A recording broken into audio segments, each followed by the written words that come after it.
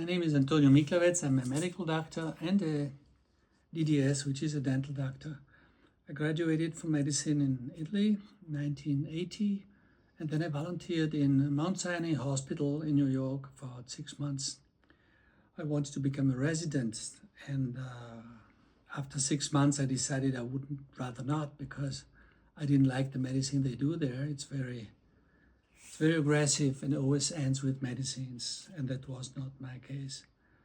So then I went to Vienna, where I did dental school, which I finished, and then I went to the office of my father, which was a dentist, and I did sports medicine, 3 years of specialty in Italy. So right now I'm a medical doctor, I'm a sports doctor, and a dentist.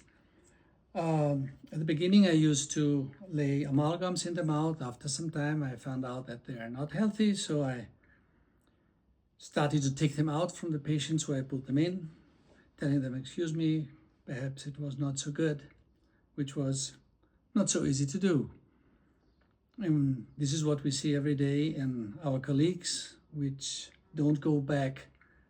If they said something, they very difficultly go back and say we were wrong. In all this almost 50 years of medical and dental practice, actually now I have in Udine, Italy, an office where I have 2 hyperbaric chambers. I do ozone therapy, I do magnetic field therapy with a Lakowski device. I do chelation therapy. I have a dark field microscopy where I check the blood of waxed people, looking for graphene and other nice things which you actually don't know what they are, but they are there and the symptoms are there. So coming back to Filanov, I discovered him 7 years ago when I visited him in Altai, which is in Russia, between Mongolia and Siberia. It was very nice. It was 2 weeks and it changed my life. And he's a very cultured man. He has an infinite culture about medicine which is not known to us. I visited Russia many times, 4 times. I went to Siberia in the town of the scientists, that's how it's called. And when Buteyko was alive, which was working with the breath, with asthma patients and with heart infarct patients. And other times too, and I was looking for this ancient medicine which actually disappeared officially in the period which went until now in the communist Russia. Strangely, communist Russia used this official medicine which we have now. They didn't pursue the things that they were doing in the last 100 years. But reading the history of Filanov, he discovered digiuno secco, dry fasting, because he got sick falling in the water and coming back with his dog. They both had lung problems, and the dog didn't eat and didn't drink, so he said, why shouldn't I do the same thing? Perhaps my dog is smarter than me, and that's what he did. That's what the story says. And there he started getting interested in this digiuno secco, dry fasting. And the story says that he visited a couple of clinics in Russia which still held the old traditions, which I was looking for years. Actually, when I studied medicine, I felt the hana of being a part of a huge story, a medicine story. It started whenever, from the caves, and then it went, of course, in China, Japan, and India, Ayurvedic medicine, and in Egypt, Egyptian medicine. Also interesting in Greece, Paracelsus and Hippocrates, of course, which I visited, unbelievable island with an unbelievable therapeutic passage that clients must do. First they stay 1 week doing nothing, just breathing, and then they start working with herbs. Actually, all another thing. What we do now, we read some symptoms, attach some tickets, like you have MS, or you have whatever, stroke, or you have whatever you have, And that follows a group of medicines which are called protocols, which we apply without checking what's going on with the patients usually. And if something happens, then bad luck. It's okay, because it's part of the problems you can have in a protocol. So that's, of course, not very nice for somebody who has become a doctor and a dentist, because also in dentistry we use materials which are toxic. We used to use amalgams with mercury, which are now forbidden. In Europe, I don't think they're forbidden in developing countries, which is not very ethical actually, but these products come with a skull in our office and we put it in the mouth, and on the box there's a skull, so in the mouth, why shouldn't it be toxic? Now we have the problem with titanium, which is used in implants, and every old lady has a titanium knee, but that's toxic too. But it's hard to say, because if you say it, what do? What does the health department do? What does the health insurances do? How much should they pay? Sometimes it will come out, but perhaps in the next 20, 30 years, like it did with amalgams. It took perhaps 50 years, but now they're forbidden. And so what we do here, we simply do fasting. Oh, what a stupid thing, just fasting, just don't eat. But it's not eating like 6 hours, or the short fast, or the 16 hours, or whatever, the 1 day, the 2 days. This is a very long fasting, which has reactions. Our body has reactions which we don't know, we didn't study. We studied it's impossible not to drink for 1 day, 2 days, what the hell, 3 days. Now I'm just finishing my 4th day of dry fasting. I just came here today. And my mouth is very dry, I don't have much energy, and I'm looking forward for what is coming. Because last time I was in Altai, I was 7 days in Altai, and what came up was at the end. What came up was the exploding heat. And there you look at yourself and say, how come this heat is in me? Where did it come from? It is overwhelming. You say, how is it possible that I create that heat? And I was peeing every day. I didn't drink and I was peeing, so how come I'm peeing? And what's interesting actually, and what should be filmed, is the 2 or 3 weeks after, because what really happened was afterwards, I threw away my glasses. I could work as a dentist, which is close and looking far, without my glasses. My blood pressure was perfect. And talking about blood pressure, this is one of the mysteries which we doctors have. We don't know why we have high blood pressure. Actually, we don't know what's a correct high blood pressure. And the data has been contaminated to the impossible. And now everybody who doesn't have 120 on 80 is sick, which is not true, because how many people are 90 and have a high blood pressure and still live, or 100 and have a high blood pressure? I read a statistic, it's hard to find somebody which is over 90, which doesn't have 300 cholesterol, which it says it should be low. And so these things are manipulated, and high blood pressure might not be the cause, but the consequence of other problems. You might have liver problems, you might have kidney problems, you might have other problems. So the high blood pressure is just the body trying to get the blood where it should get, because perhaps the arteries are just hard, they're calcified. Perhaps you should decalcify. Perhaps you should find a cause why your arteries are hard. And that's what's happening here. You don't eat, you don't drink, and you detoxify. You get very good treatment with massages and other very atypical treatments, which are bloodsuckers and even bee poison. The bees sting you. But if you would check in the literature what bee stings can do for arthritis and for allergy problems, then you would wonder. And you would wonder why there are not peer reviews and big studies with millions of clients, but just small studies, like 100 patients, 20 patients, 50 patients, and these are the real studies. The studies they did between the 2 wars, for example, because they were doing by doctors which have no vested interests in selling medicines. And we doctors, and here I finish, what we studied was not to get people healthy, but to have people treated all their life. Over 65 years of age, only 5% of people do not take drugs, which is just crazy. What I try to do with my patients, take off drugs, take less drugs, and then they must check how they feel, how they are. Sometimes every doctor that sees newly a patient gives new drugs. Nobody takes away drugs.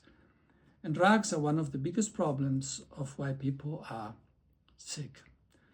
So here we are.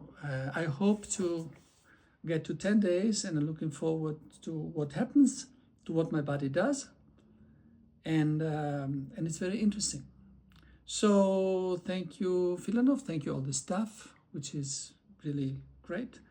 It's hard to organize everybody's problems. Everybody has his own little ache or big ache or huge ache, and it's hard to get everybody happy. And that's what they're succeeding to do. So thank you very much. Today there was a very interesting lecture from Dr. Filanov in which basically he explained that what happens with the dry fasting is sudden. So, and actually also with some diseases, what happens is sudden. You think you can foresee a heart attack, you think you can foresee a stroke. Well, that's not true. My father was a medical doctor, and he had an electrocardiogram which was perfect. After 2 weeks he died of a heart attack. So what was there wrong? And we discussed today with Dr. Filanov about the blood lab values, which must be interpreted with some,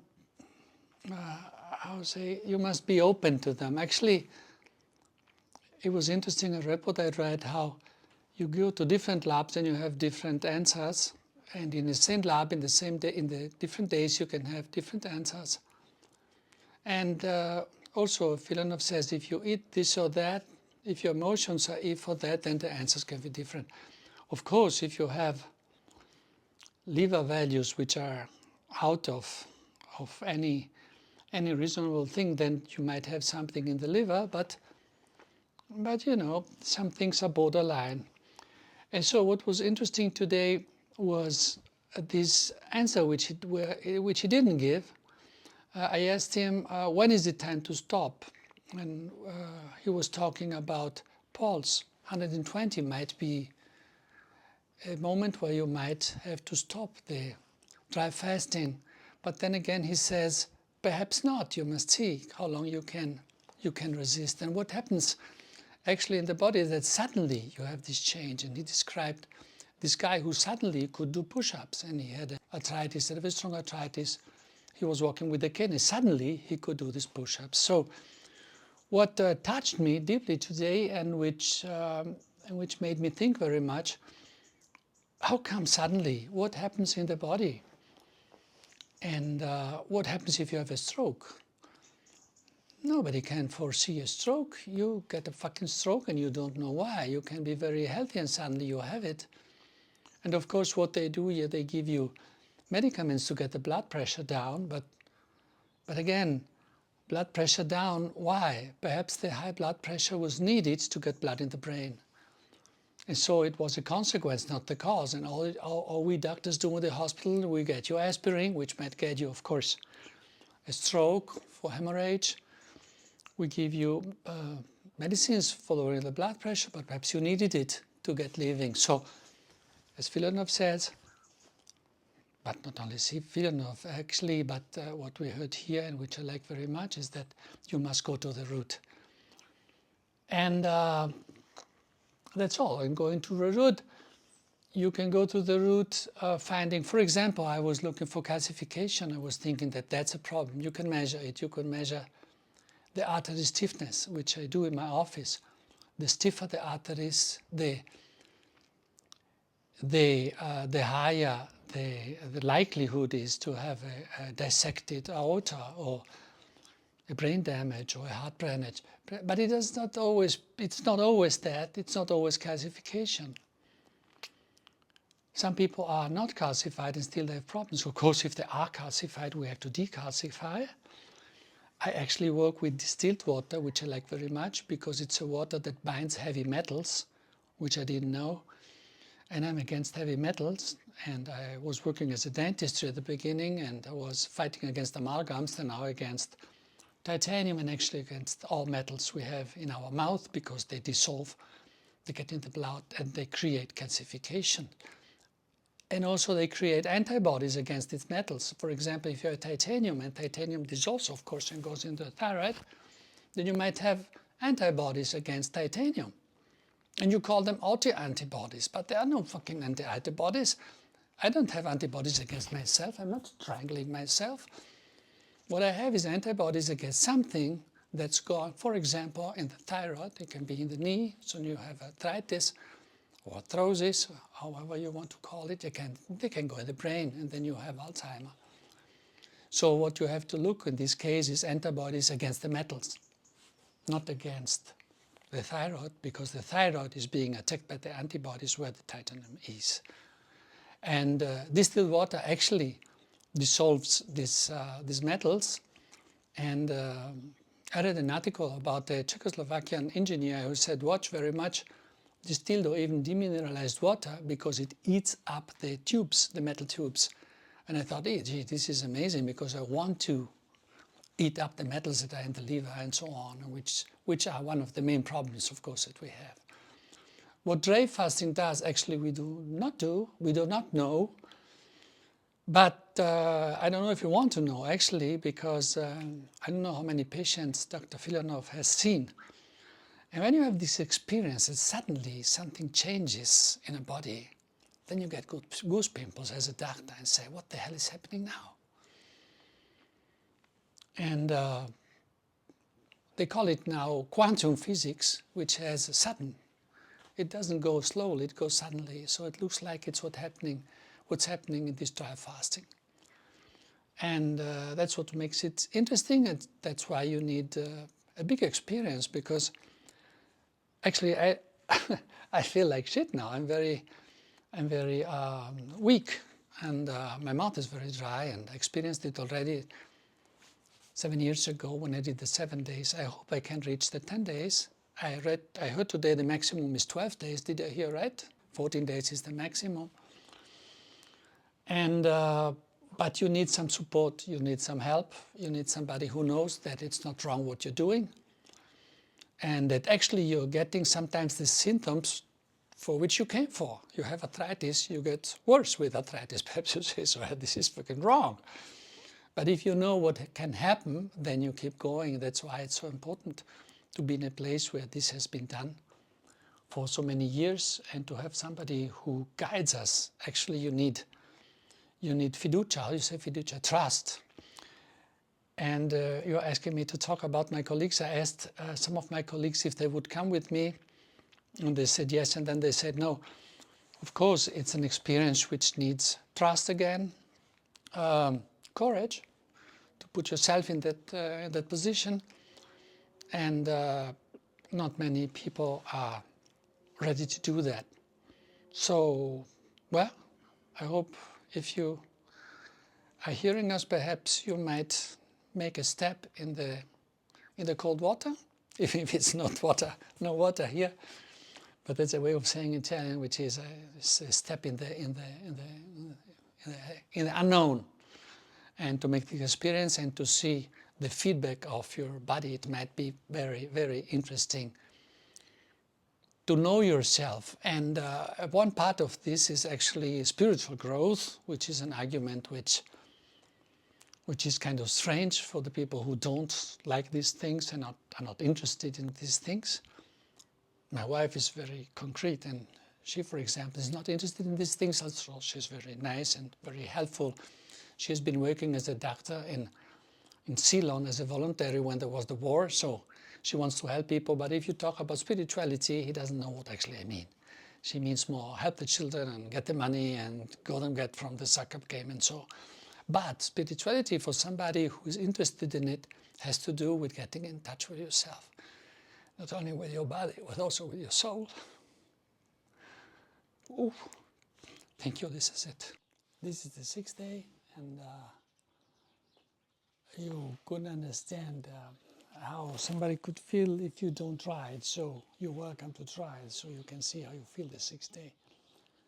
you're just tired, and it's the roller coaster goes up and down.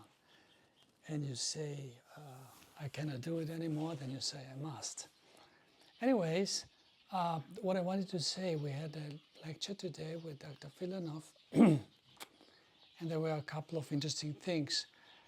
Many times he talks about the hypoxia, which is the most important thing of Dr.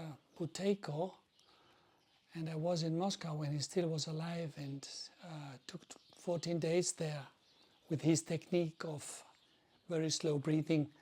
What happens is that CO2 gets more in your body, and so the affinity to oxygen is higher. It's called the Verigo-Bohr paradox. So the less you breathe, actually, the more you metabolize oxygen. So that's the point. But what Buteyko said during his lecture, a student told me, he was putting the first day of his lectures, medicine lectures, the denture on the table and said, until you have dead teeth and metal in your mouth, forget it, you won't get healthy. So this is a point which you have to understand. This dry fasting is a very, how to say, it's very strong and very definite fasting. It's the strongest fasting I know. I've known many fastings, the juice fasting, tea fastings, vegetarian fastings, whatever. I've done many of them. But this is different, a different story. Everybody should try it. But on the other hand, don't forget other causes of your disease. Teeth are very important. In the mouth you can have dead teeth, which is called foci, or I don't know how you say it in English, focuses on German. Actually my mother language is German. And focuses, which is areas of dead tissue which influences the whole body, either through the meridians or casually. So if you have a lower sixth teeth, you can have the gut, the large intestine, but you can have influences wherever, on your right knee or whatever. And so when you eliminate those, you have an effect which is called the Sekunden effect, which means in 1 second, for example, your knee pain goes away if that tooth was the cause of that, which is very fascinating. So don't forget, when you do the dry fasting, also to have your teeth checked, because there might be a cause that doesn't get you forward, I think, in the results, in the successes. One of our students this morning also taught about his Hashimoto thyroid problem. It's said that it's caused by autoantibodies. I never understood autoantibodies. What does it mean? That I kill myself? What's the sense? It has no sense, actually. So when I practiced with Vera Steska, which was a professor of the University of Stockholm, and she said there are no such things as autoantibodies. It's only cross reactions against metals. Antibodies that get created because you have metal in your body. It can be titanium, it can be mercury, it can have nickel or whatever. The body creates antibodies against these metals, which get dissolved, of course. Metals that are in your body gets always dissolved. If they are in a tattoo, if you're in an implant, they get dissolved. If they are in your bra, which has a titanium part to keep your boobs up, and you sweat, that goes in your body as well. And it migrates. Actually, it migrates, and it's unbelievable how fast it migrates. And this is part of the work I'm doing, which I told you before, studying the galvanic effect of metal in your body. And so when you have these antibodies created against, let's say, titanium, but the titanium from your implant goes in your thyroid, what you have, if you have titanium in your thyroid and you have antibodies that attack the titanium antibodies. So actually you don't have autoantibodies against your thyroid, you have antibodies against titanium, which has become part of you. So, okay, it's autoantibodies against the titanium, not against the thyroid. And what we saw in the Karolinska Institute in Sweden is that when we got the metal away from the mouth, these autoantibodies disappeared. And what the science does, they don't study the antibodies against the metals. It's not simply not done, but it should be done. And if you would do that, then you would get interested in the metals of your body. Last thing, we have organic metals. We have iron in the hemoglobin, we have copper, we have zinc in insulin. So we have organic metals, which means metals that are bound to proteins that allow that protein to work. Like zinc allows insulin to work. If you don't have zinc insulin, but for example mercury insulin, then suddenly the insulin doesn't work.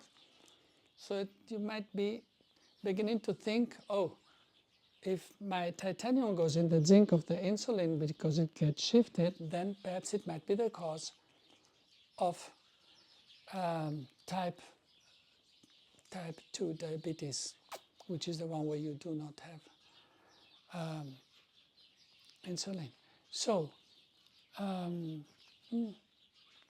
well, that's it for today, and I hope I make it through.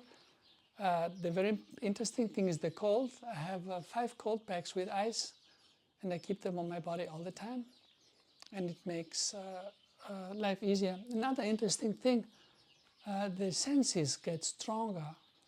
I mean, I have a couple of oranges in my bed and just smell them.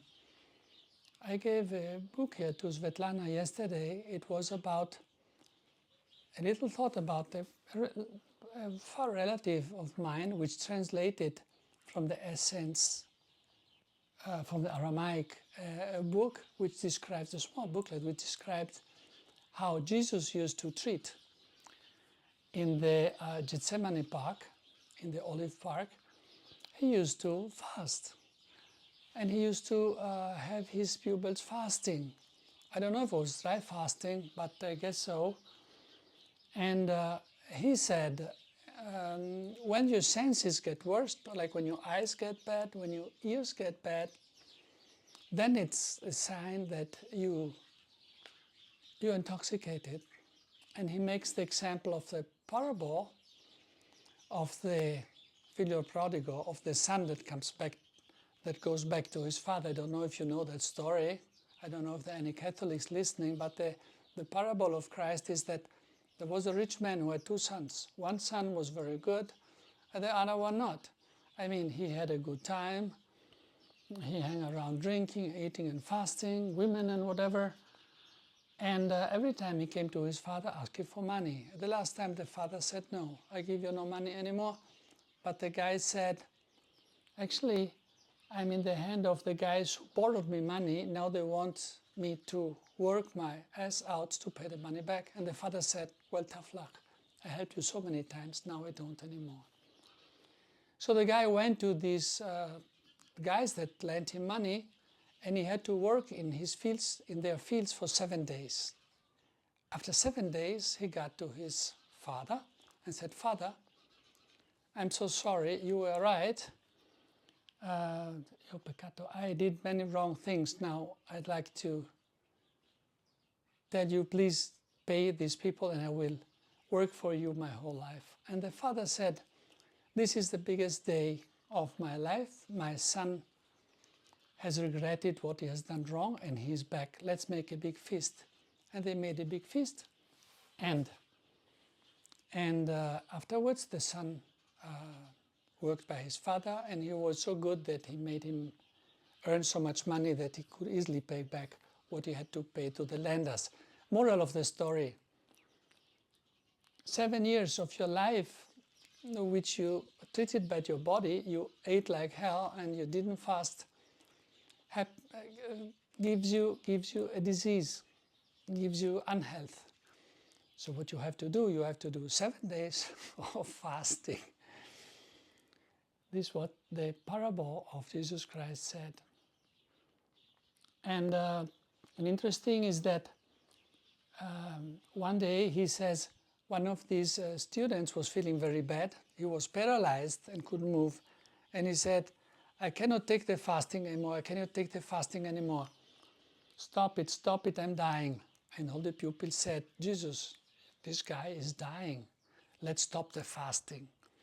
And Jesus said, no, I don't stop the fasting. Give me a sheep. And they brought him a sheep. He milked the sheep, got the milk of the sheep, let it fall on a stone, and it was in wherever, Jerusalem or wherever that was. It was a hot day probably, and the milk evaporated. Jesus took the head of the sick man, put it where the vapor of the milk was coming out, and the man vomited. And he vomited a worm. A worm, which probably was a blindworm, I don't know how you say it in English, a Tenia saginata, and he said the worm was as big, as long as the guy who was vomiting. And Jesus said, this is the sheep that saves the I peccati, the sins of the world. So, and you know how different the interpretation of the Catholics is. Jesus just meant the milk of the sheep can save you of the parasites you have in your body. And this was the devil, he says. Why the devil? Because it makes you feel devilish. It makes you feel so bad. And Jesus said, we have many angels that can come in you. And the angels have to be called. And I think he meant the feeling of angelity, the feeling of beauty, the feeling of happiness. And he said, now that the devil is out, which is the worm, take a zucca, once you have at Halloween, a pumpkin, empty it, and it has a long thing up. Put the pumpkin on a tree, fill it of water, and put this thing up in your butt, and let the water in. And let the water coming out, cleansing your intestine until there's only white foam. In this moment, I don't remember which one angels will come into you. The devil was out, now the intestine is clean. And now go in the water, look in the sun, and let the water touch your body. And look in the sun with your eyes. And in this moment, another kind of angels would come on you. I don't remember which one. And he said, and now live all your life cleanly. Don't sin again. Sin in the sense of make your body be like hell, because that's the hell. Your body is your hell, actually. And he gave suggestion on what to eat and what to do. But the moral of the story, which I think is important, that the sins are so important, and what I'm seeing during the dry fasting, is that during the fasting your senses get stronger, and which is very important, which it lets you get in contact with yourself and your senses. When I smell the orange, it's a very intimate smell. When I go walk, I try to walk every day, and I touch some flowers and I smell them. It's like the smell of the flowers goes into me. So it's in an intimate situation, which is very touchy, and which perhaps before was a little bit far from me. And I hope it will go on, and I hope I make another 4 days. Goodbye. The pleasure of scratching. You know, scratching gives pleasure. And now I got a bee sting here and a bee sting on my foot, because it's places where I don't feel they're anesthetic. And it looks like bees help. There was this guy, your husband, who had the same problem on a finger. They stung him yesterday with a bee, and today he feels more. And scratching is pleasure. You know, it's pleasure. But how many things are pleasure? For example, scratching is pleasure. Well, there's a book, this here. I'm not advertising it because it was written in 1882 by Dr. Mantegazza, and it is the physiology of pleasure. And it describes in 12 chapters the 12 groups of pleasure. For example, scratching. Then there's watching. Then there's listening. Then there's riding a horse, for example. It gives you so much pleasure. And he describes it in 2 pages, the horse making this noise and jumping and the woods that come against you and it's so complex to describe it, and he does it. So what we should go back in school, which we do not do because I did med school, they don't teach you the physiology of pleasure. For example, if you have some beans and you put your fingers in the beans, you feel pleasure in your hand. It's interesting if somebody touches you, if you remember something, if you see somebody you didn't see for a long time, you feel pleasure. If you forget something which is unpleasant, you get pleasure. So the pleasures should be learned again. The physiology of pleasure. And here we have the physiology of dry fasting. It's not known. Physiology of dry fasting, it's not known. The only thing we know is if you don't drink one day, if you don't, eat 1 week, if you don't drink one day, if you don't breathe 5 minutes, then you're dead. Huh? They all seem to be wrong. But in the case of dry fasting, it's very interesting what's happening. You see this here, this is ice. If you touch my stomach, I don't know how many degrees it has, 4 or 5, I don't know. I have a thermal camera here, but it doesn't work with my new phone. It would be fun to take a picture of that. I feel hot. I feel completely hot. And that's what's happening with everybody with a dry fasting. And what Dr. Filanov told us today, for example, to heal the pancreas, you keep very long cold on the pancreas. So how come does the cold help in a hot body? And is the body hot, or do we just feel it hot? Is it hot on the outside, or is it hot in the inside? Actually, the heartbeat gets higher, and it's an indication of internal heat. Many times in sick patients, you have a heartbeat which goes high, but you measure a low temperature. Well, the inner temperature is hot. So this is another interesting argument, the outer temperature, the inner temperature of the body, which should be studied, observed, and we should learn from experience. Leonardo da Vinci told us medicine should be empiric. It shouldn't be scientific, like we say today, which is explained by books and by articles, which nowadays are so much corrupted. And so we get out with solutions that are completely wrong. We should get back to observing what nature does.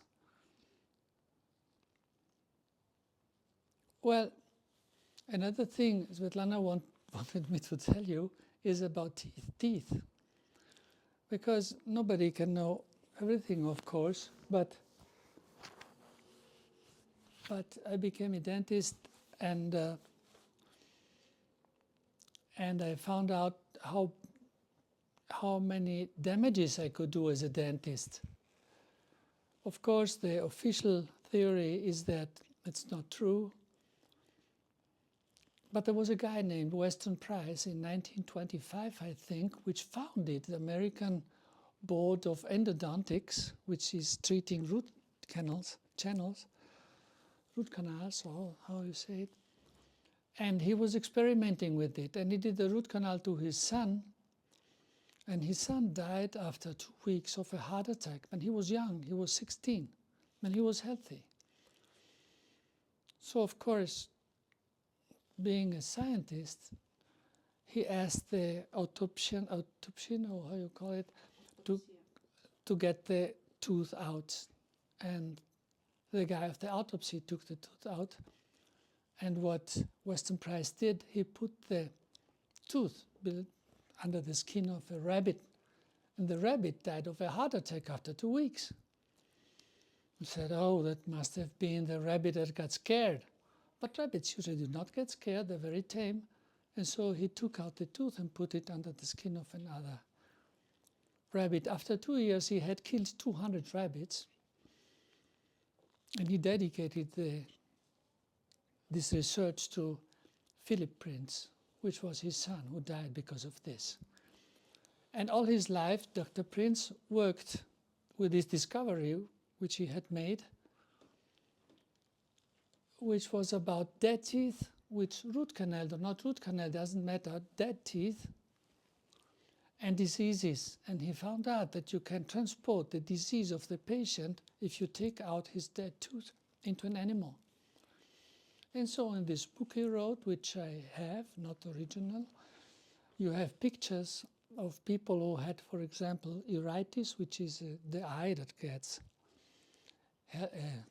disease in the eye, I can't explain it, and the rabbit that gets the same disease in the eye. And then you have hemorrhagic iritis, which is the disease of the iris with blood, and the rabbit gets the same thing. And then he worked with arthritis, and then he worked with many diseases, and he could transport the diseases from the tooth to the rabbit. So that's the reason why we should be very careful about dead teeth. There's a beautiful movie that came out about 5 years ago. Of course, it was banned by the American Dental Association, saying that it's not true, but it's very well done, about a guy who got a punch on a tooth, and the tooth died. He made a root canal, and since then his life became miserable. And then he had the tooth out, and it's very funny because he described all the things he did from Pachamama to Chinese medicine to herbs to Ayurveda and everything that we all know and do anyways. Only when he took the tooth out, his torture was finished. So this about teeth. In the teeth, you can have 3 different kind of problems. Dead teeth, which can actually be very bad for you. I wouldn't say kill you, because I would get sued right away, but close to it. And then we have metals. The metals dissolve in the mouth. The last thing now is titanium of the implants. It dissolves, it eats the bone around, and everybody knows it. You get peri-implantitis, and then sometimes you have to take the implant away. You can scratch it with a laser or whatever, try to clean it. But the point is that the body tries to throw it out, which is good, because titanium that goes to the, like we said last time, to the thyroid, and you have thyroid nodula and Hashimoto, can go to the knees, and you have arthritis and arthrosis on the knees. It can go in the brain. So titan, of course, everybody has every nanny has a titan hip and knee, but it should become ceramic, and it's possible to do everything in ceramic. In dentistry, it's 15 years I only do implants in ceramic. And I have friends, and it's a big group around the world, they do ceramic in the mouth. Ceramic implants for teeth are small, they're about 10 to 17 millimeters, but why don't they do titanium for the hips, titanium for the knee? See, what happens, it's neutral, it doesn't dissolve itself. It doesn't release its particles, and metal particles are very unhealthy. They disturb you, because body is electricity. And if you put other metals in, they create electricity. They change the energy, if you want to say it, of the body. They create antibodies against your body where they're in, and actually they make a disaster. So, I think that's it for today. I hope I make another 3 days, which I need support for, because I asked Dr. Filanov the last days, what is it usually with the dry fasting? And he said, well, it's different, everybody's different, and how can you ask me that? But what turned out is that usually the 12th day is the maximum, he says. But on the 10th day, you have big differences and big gains, usually. So I'm on the 7th now. The first time in Altai, I did 7 days, and then I didn't make it. I hope this time I make more to find out the mysteries of this dry fasting, because it's Goethe says, the life is not a problem to be solved, but a mystery to be lived. This is called metamorphosis, and there were 3 guys which described it. Try to touch this one. This is the meridian of the large intestine. And if you touch it, you start to feel something. Touch it very softly. Then you can go on this thumb. This is the lymph. And what do you feel? How does this area feel? Does it change? Does the sensibility change of this area? And what do you feel in your body, perhaps in your throat or wherever? See how the sensibility of the skin changes.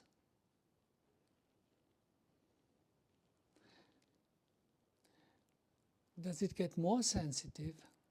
Do you feel more now? Some areas are opening, and the mind starts feeling with this area different things. And what this guy, whose name is Saint John, and another one whose name was Saint Pierre, they both worked on this thing. It has to do with prenatal, they said, experiences. And if you keep doing this, you start remembering things you usually don't remember. Anyways, it goes on, but it's not so interesting, and it's in another chapter perhaps. But you wanted me to tell you about drugs, what the little thing that I know. This guy, we are in the beginning of the 20th century, 1920, 1930, he experienced with drugs. At those times, doctors experienced with drugs. There was no ban in drugs. Then, of course, came bans on drugs because they are terrible drugs. And now in America, some drugs, I forget what's its name, they come down from Canada or wherever, they destroy people. And then there's heroin, of course, there's crack, and there's mixed heroin with mixed crack with, I don't know what shit they put there in. Of course, they're terrible. But there are these psychedelic drugs which you do in Mexico. For example, I forgot the name now. And these seem to have interesting activity. Now, there's the Secretary of Health in America, whose name is Kennedy Jr. And he says, Kennedy Jr., yes. Trump elected him Minister of Health. And he said last week he has friends who came away from the terrible thing which is war. One reason why I just didn't like America. I didn't go back to America for 40 years because of the war America was doing all over the world with many excuses. But now Trump is making everything better, I think. And anyways, Kennedy said that he had some friends that came back from war and had this post-trauma after war, which we cannot understand if we didn't do it. And they got to get good gains with these drugs. So he said in this interview, which are so interesting things which go together with what I do. For example, he says there was a ban in light industry not to do the light with tungsten anymore, which with burning light, which is red, and everybody was not supposed to do that anymore. They could only do these LED lights, which are bad for your health. And so he said, now we go back into doing red lights again. So I saw that he's interested in holistic medicine, and he's going to go back to experiment with these drugs, not making them out of law. Because you have a PTSD and you go in Mexico and do one of these drugs, and they describe how they feel better, how they feel united with themselves, and you're out of law and you get 6 months of jail. It's not good. So you should experiment that rather than have mandatory jabs, you know. You have forbidden mushrooms or whatever they are. Apropos jabs, I created a homeopathic company 20 years ago, and I actually formulated and registered in the Italian Ministry of Health and sold for 20 years without any side effect, about 200 homeopathic vaccines. So I'm not against vaccines. I'm against these things which are not vaccines, of course, because a vaccine is something that reminds you the disease. It creates a little disease. If you're not careful, it creates too much of that disease. But then when you do it carefully, and homeopathy tells you to do it a little bit, just 1/10, 1/100, 1/1,000,000th. How can 1/1,000,000th work? Biochemically, it's impossible, but it does work. And we are again in the mysteries that we have to watch and understand before trying to explain them scientifically, and then scientifically explaining you that a fucking mRNA is good for you, that the methyl mercury in the vaccines is good for you, and for aluminium in the vaccines is super for you, you know. This is science. This is what the science then does. So these vaccines were, for example, if you have a cough like you have, I would go in your tonsils and take out the pus. For example, if you had a sore throat, I would take the pus out of your throat, and out of 100 persons who have a sore throat with pus, of course, I would work on the pus. I would make the bacteria less aggressive, and then I would dilute it, and then that would be the medicine, the homeopathic vaccine against the cough. The only products that could preserve it from getting rotten were ethyl alcohol, normal alcohol. Right now, they measured in Italy the vaccines that the military was doing. There were 93 adjuvants, adjuvanti, inquinanti, anyways, 93 products which were not written, of course, on the vaccine, which had nothing to do with the disease itself, but which were creating antibodies. Antibodies against what? Against the aluminum that was in, then against the mercury, so against things we don't really need to have antibodies against. But you would get fever. And see, if you have fever, you have an immune response. But that fever wasn't always healthy, and we have seen all the adverse effects for which Big Pharma pays billions of dollars nowadays. So homeopathic vaccines were good. They were very diluted. The only preservative was alcohol.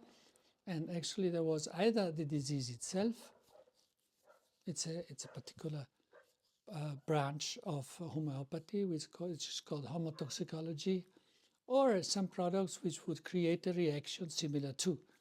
For example, if you get intoxicated by lead and you get a headache and perhaps your teeth bleed, then you can take lead, you dilute it very, very much, and then this is the medicine against the disease that is similar to that which you get if you get too much lead. So the similar, which you said, the similar treats the similar if it is in a big dilution. This is real homeopathy. This is real vaccinology. The rest of the bullshit they do is nothing, is bad, it doesn't help. In Italy, there are 12 mandatory vaccines for the children. There is no antigen in neither one, as far as I know. And if there is one, like for meningitis, it's an old meningitis bacteria which doesn't even exist anymore. So, not to talk about the flu is only if you get a cold. If you get a cold, usually when seasons change, you don't dress well enough when it gets cold, and you get a little cold, especially in your back here, a little wind, and then that night you have a little sore throat, your temperature goes down, and the next day you don't feel so well, the temperature goes up again, and you start getting what we call the flu, which is a very physiological, normal reaction against the cold, which you got outside when the season changed, in the summer when you get air conditioning, of course, which is not physiological, and the body reacts in that way. This is a simple flu, and this is what this damn COVID probably was.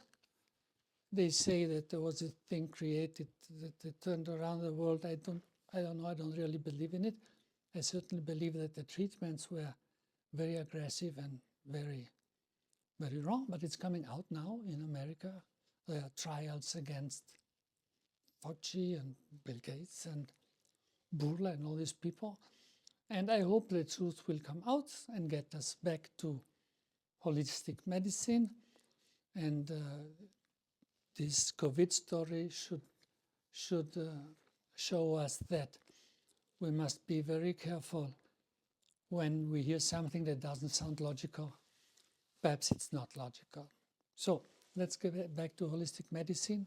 Let's get back to dry fasting and try to understand better dry fasting, which in many parts I don't understand yet, but I trust Dr. Filanov.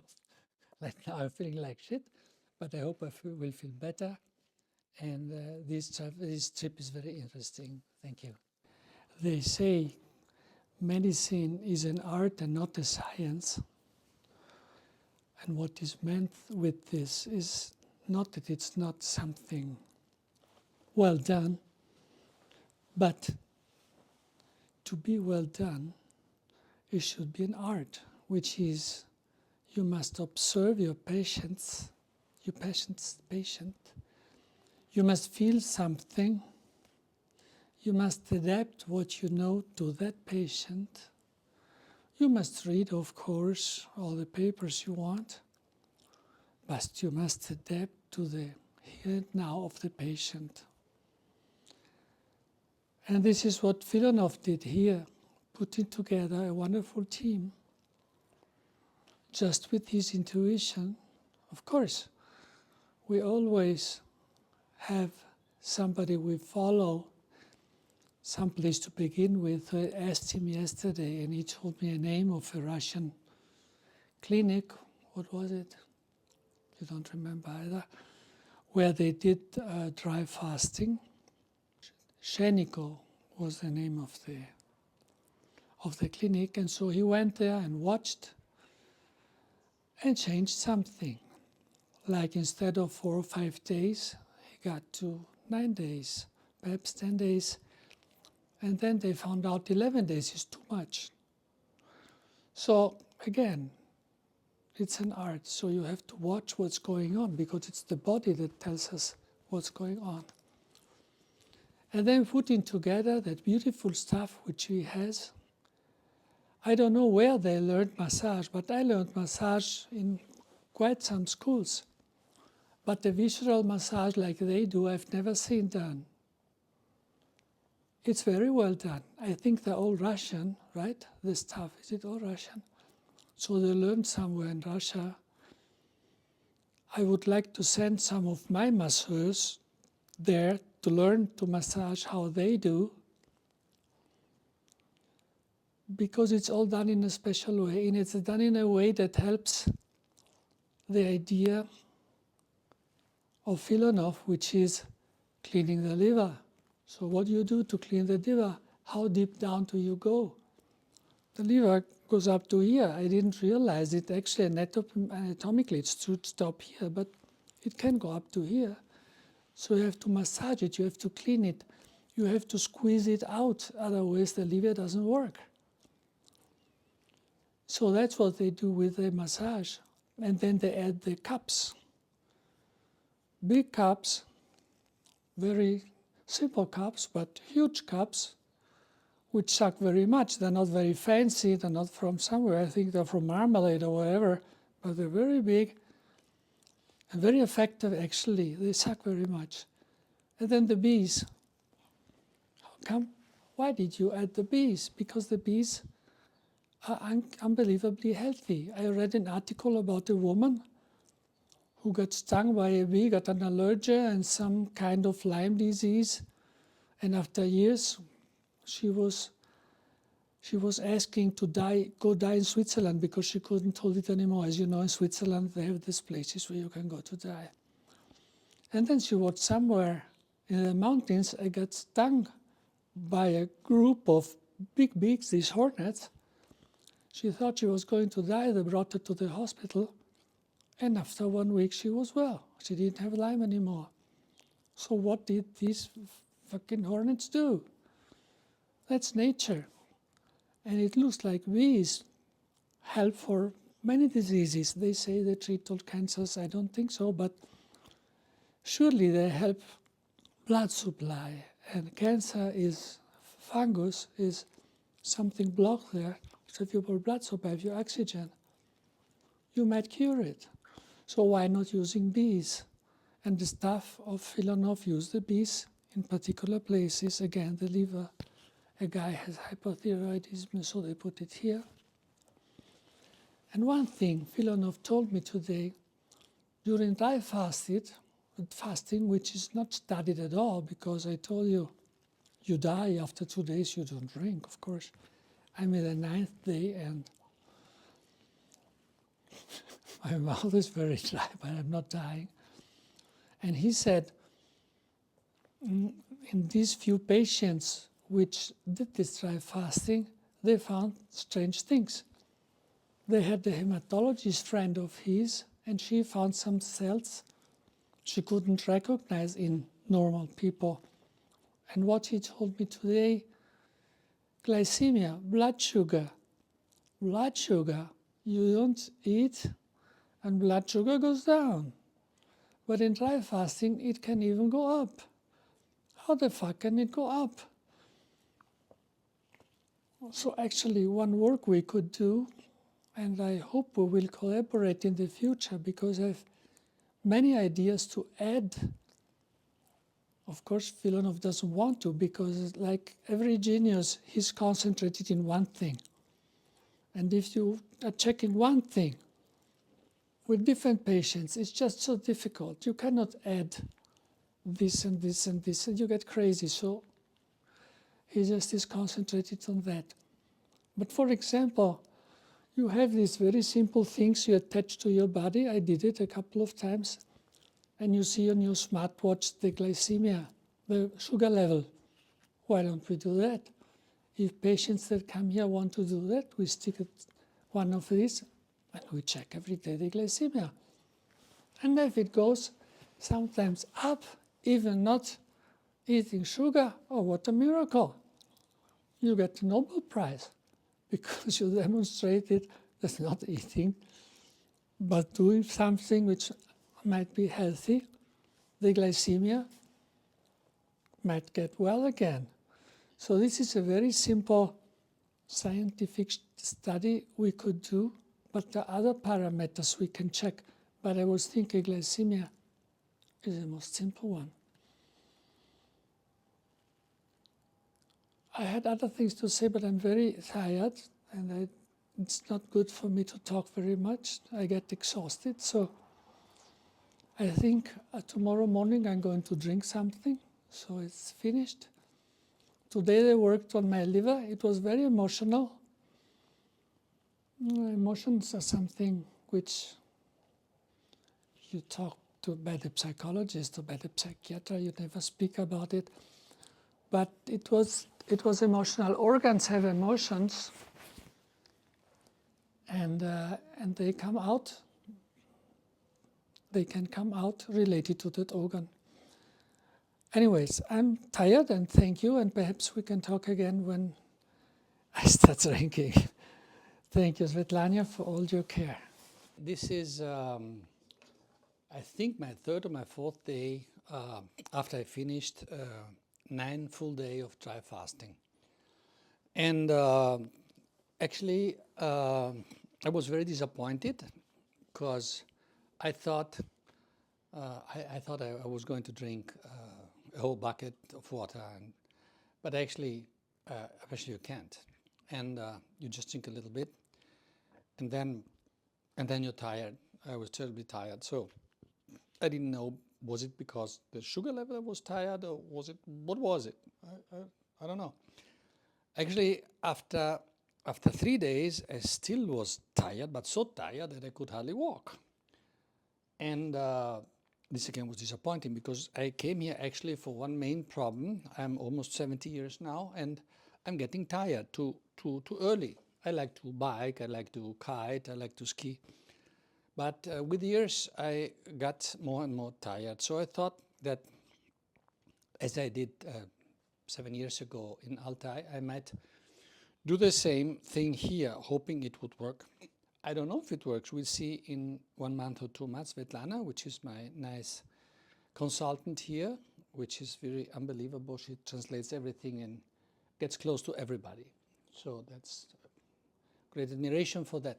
She told me 1 month to get normal again. Normal it is as you were before. And perhaps 2 months to get some more. So we'll see. Actually, I must be honest, I don't know what will happen. And but every day I'm gaining energy, which is positive, because this energy, where does it come from? Actually, we don't know where the energy comes from. How come you have it, or how come you don't have it? And I just don't know. So this drive fasting, of course, is quite a mystery. There are many little people that do it, many few people that do it, and Dr. Filanov has a great experience. He's a little cryptic, like he says, "Oh, don't worry, it will go well, it will be okay, just keep doing that." Many questions come, you cannot answer to everything, but what's the most important part is the experience. And it's a trust story. So actually I trust him. I trusted him 7 years ago. I trust him now. And let's see how it goes. It's not the first time that I do such things. As I said at the beginning, after my med school in Italy, I went 6 months in Mount Sinai Hospital in New York, which I did not like, because it's, of course, exactly what we don't do here, which is just blood analysis and medicines and all this stuff. So after 6 months I went away, was very disappointed. Then I did med school in Vienna. During med school, I did the homeopathy school, which opened again just in those years, 1982. It was 2 years of homeopathy. The school of Hahnemann had been closed, and it was the first year that it opened again. Classic homeopathy with Professor Dorsey, which was another world. Homeopathy is magic, actually. It's the base of vaccine therapy, the homeopathy. Just give a little bit of something and see how the body reacts, and strengthen the body through that. And it's not only because of the antibodies, which is the only thing we look at now, because if you speak about the immune system, you only speak about antibodies. It's about more subtle reactions, which here we call energy, which I don't like as a definition, because energy, I like physics, and energy is a physical term and quantity, and so you cannot say, what energy is, but in a person you can see the energy in the liveliness, in the reaction to some trauma, in the happiness. Low energy, everybody knows what it is. So it's not that you have little volts or joules or calories, but simply you're and that's what's taught in the basics of homeopathy. And then homeopathy goes on, of course, with more subtle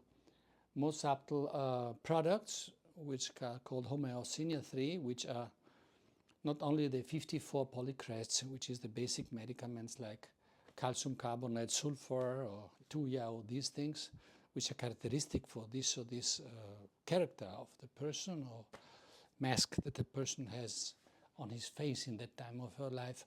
But they go on more aggressive therapies. Like I said a couple of days ago, if you have breast cancer, you might have breast cancer homeopatized, diluted. You can have even the blood of the patients diluted, which is very good for allergies. And so there was a time of that. Then a couple of months, I even went to Togo and Benin. I was invited by a delegation to study voodoo medicine and herbs. Voodoo medicine I didn't like so much. Herbs were very interesting, but they couldn't have been sold in Europe because nobody knew them. But it was amazing to see the witch man that went in the forest, and after half an hour he came with, this is for if you don't have children, this is for this, and this is for this. It was just which is an amazing thing. I went to Russia 4 or 5 times, I forget. A couple of weeks I was in the La Città degli Scienziati, the city of the scientists, they say, in Novosibirsk, where I visited these very ancient, actually, laboratories where they were doing some strange experiments. One guy was trying to to transport the frequency created by a young rat in the mouth of an old man, hoping he would create new teeth. I think it will never work, but anyways, it was interesting to see these things. In dry fasting, I think something should be included to understand a little better. And for example, I said last time the sugar blood level.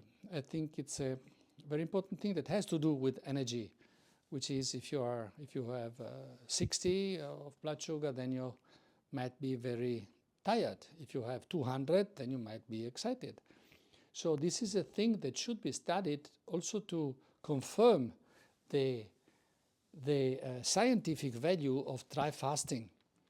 Only like this, I think it will have a hard time being accepted, because everybody would tell you, are you crazy? You die. But if you can add some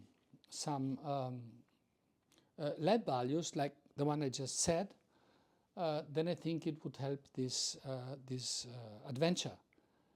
I like this adventure. I have been, after I went to Altai 7 years ago, I wrote 7 pages which went around Italy, and I answered perhaps 200 people calling me, writing me, telling me how is it. I told more hundreds people to do dry fasting. I don't know how many do it. In my office, I suggest one day a week for a couple of months, and then 3 days. If you made it, then your body gets used to not eating or drinking. And in these 3 days, I have to do an ACG first. I take the blood sugar, I take the blood pressure, and every day the patients, they have to write that they won't drive, and every day they come to see us and we check them again. So this is a way we can start this adventure, which is a dry fasting. I think this is it. So tomorrow is the last day, and then Monday I will go home, and I hope to be full of energy again.